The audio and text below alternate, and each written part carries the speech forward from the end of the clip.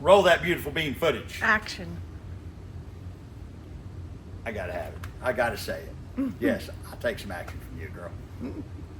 All day, every day. My little ProCharged truck.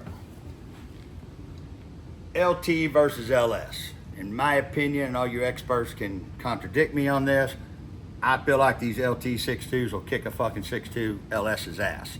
Because that Thunder truck, when we did the camshaft change in it, and I've done cams and heads and all that stuff on a 6.0 and a 6.2, and they don't run nothing like that truck. Sure don't get set the cruise at 110 mile an hour and get 17 miles to the gallon. This little truck, you know, I had a turbo 400 in it. We just put a 4L80 in it. The truck's been through some changes. One of the changes is, at one time, a guy told me, he said, oh, I changed them over to a Dominator all the time. You just got to push button to start it. No. You put a Holly, you put all the independent Holly shit on here, you have no electric power steering, you have no gauges. Well, he told me the gauges wouldn't work, and I said I put a Holly dash in it. But what he didn't tell me wouldn't work was my AC, the electric power steering. With that electric power steering, without it, you can't hardly turn one of these damn things. So I've been looking for the plug and play deal and going back and forth, and this truck set, you know, for the last 2 or 3 years over this bullshit. I ripped all the Holly stuff back out of it, put it all back with the factory GM stuff because it ran and it did fine like that, and I gave up on doing the secondary fuel system.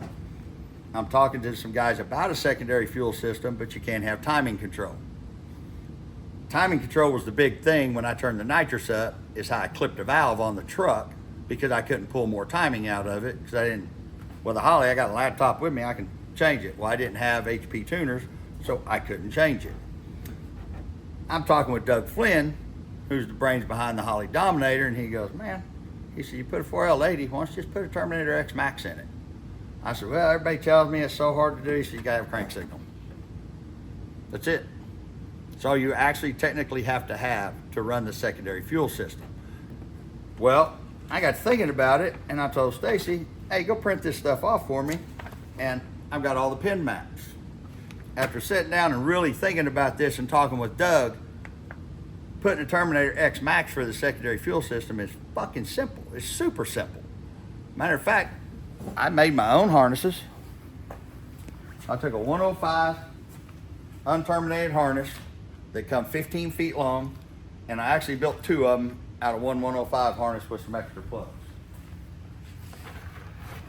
So for a day, I sat here, that's what all this debacle's about, and I built the harnesses.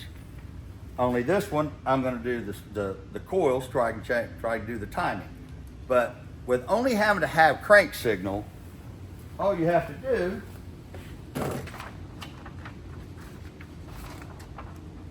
right here, you go to pin 26 on the gray plug, there's your crank signal. The cool part about it is you have to have signal, 5 volt, and sensor ground. Doing it this way, tapping into the factory, I use all the sensors that are on the motor. All I'm doing is tapping the signal. So I don't have to run an extra 2 wires for every one of these, and I'm gonna go ahead and do it all. I'm gonna do the oil pressure, the cam, the coolant sensor, all that, because putting the Terminator X Max in it, if I control the timing with it, I also get to use the traction control, I get to use transmission control. It just makes everything easier. But up to, well, this fuel system's good for about 750 or so, you know, without having to use the methanol as a secondary fuel system. So I'm gonna put injectors in the rails here. It's got plugs in it. The truck did run better with the Holly Dominator, and doing away with the DI stuff, the truck did make more power. It did run better.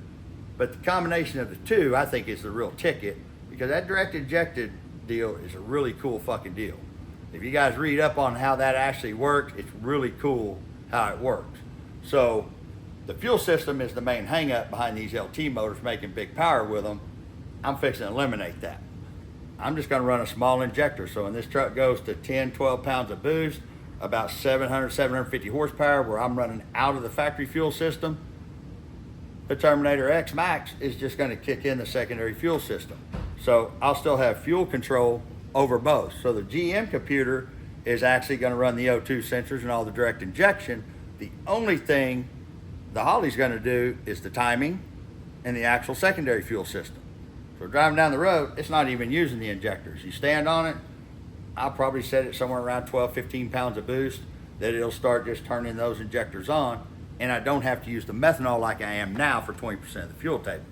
Now, how it all works out when I get done with it, I mean, guys are doing it all over.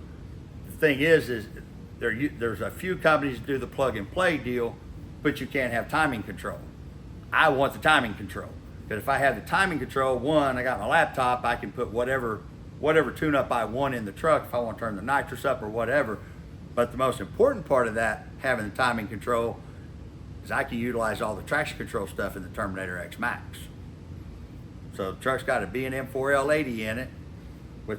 So I have speed sensors, I have wheel sensors, I have everything to make the traction control work, which this truck works really, really well on the street, but the traction control is just going to allow me to turn it up a little bit more. So that's what I'm out off into the middle of, doing secondary fuel and a Holley plug and play. Well, I'm making it plug and play because it's really simple to do. If you have this and you start really just putting some serious thought into it, which I finally did, I don't know why the truck's been sitting for 3 fucking years, because I wanted something I could plug in and call it good. Fuck that. I decided to get off my fucking ass, put the work in, and I'm making a wiring harness that by the time I tap all these, you can literally unplug it and take the Holley back out if you want. So, should have this thing on the dyno in, I don't know, a week or so. The other thing